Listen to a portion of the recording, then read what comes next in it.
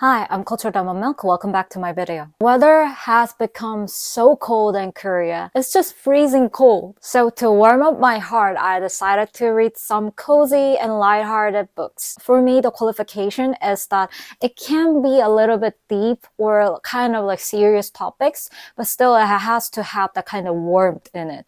Not too depressing, I guess. As the first book of this video, I'm going to read The Teller of Small Fortunes. And based on the back of the book, I know that this fortune teller only dabbles into a small fortune telling, but something goes wrong and now she has to decide what she's going to do. Later up today, and I'm almost done with the book.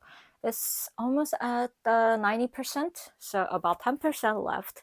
And so far, I think the book has been okay. I wouldn't say it was a 5 out of 5, but it was a very cozy book. It's not that stressful to read this book, so that's a very good thing, because a lot of books I read last month were pretty stressful. I'm not sure how the ending will be, but I'm pretty sure it will be very warm-hearted.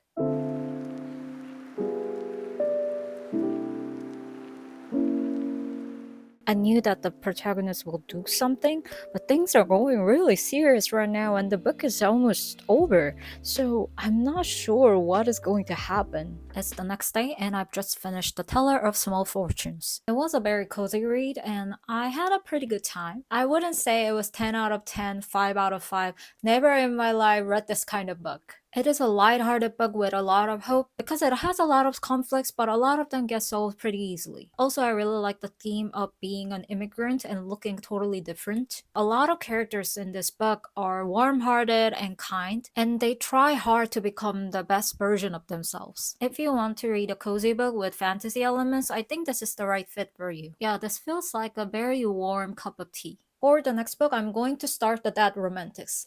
I wanted to read this book for a while, but I just kept pushed it further and further because I just thought like maybe I might not like it, but finally I'm going to try it.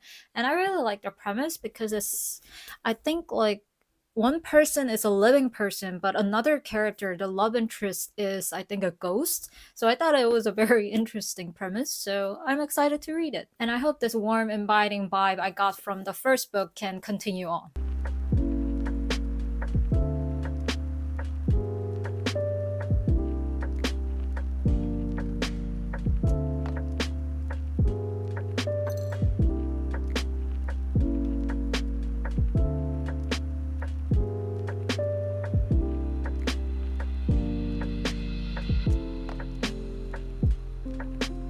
I read about 60 pages and it's been really great. Although there are quite a lot of information in the beginning, it doesn't feel like info dumping. I like the protagonist. I think I can kind of relate to her.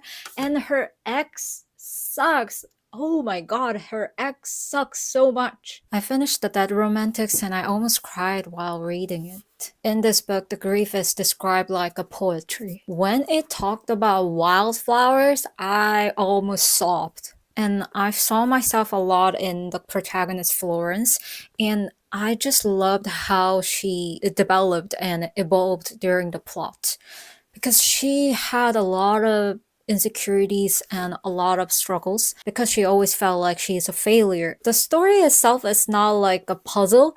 It's kind of like a loose puzzle without some pieces, so you can get the whole story but with some plot holes, I think. Because sometimes I felt like, why is this happening? And I don't think this can be just calculated as a chance or just an opportunity, because some things happen in this book cannot be just because things. I was also very proud that I kind of guessed the ending because I was pretty sure this cannot be a sad ending. It's a romance book, for God's sake, right? So I was happy that it's a proper romance book with a happy ending, and I think that's a really good side of a romance book because you can relax while reading it. Even if there are multiple bad things happen to the main character, you can kind of relax and enjoy the story because you know at the end it'll end in a happy ending. Overall, I enjoyed this book way more than I had expected. On to the next book. I think I'm getting sick a little bit. That's why I'm wearing this muffler too.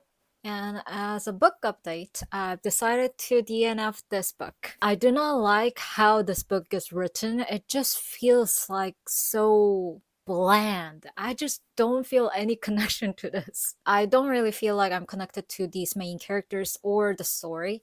And I get that they meet after like 17 years after having a very tumultuous high school years. Even when you consider that it is a slow romance, it just feels like so mundane and bland. Maybe the author wanted to show the mundane life of everyday adults, but at the same time, I just felt like I could not escape any reality because this is so much reality in a way. Like, not just any reality, very sad side of our everyday lives. In general, I just really couldn't feel the pull toward this. So I've tried 3 books so far for cozy vibes. I've succeeded with one book, The Dead Romantics, and which was it? The one. Yeah, The Teller of Small Fortunes was not bad.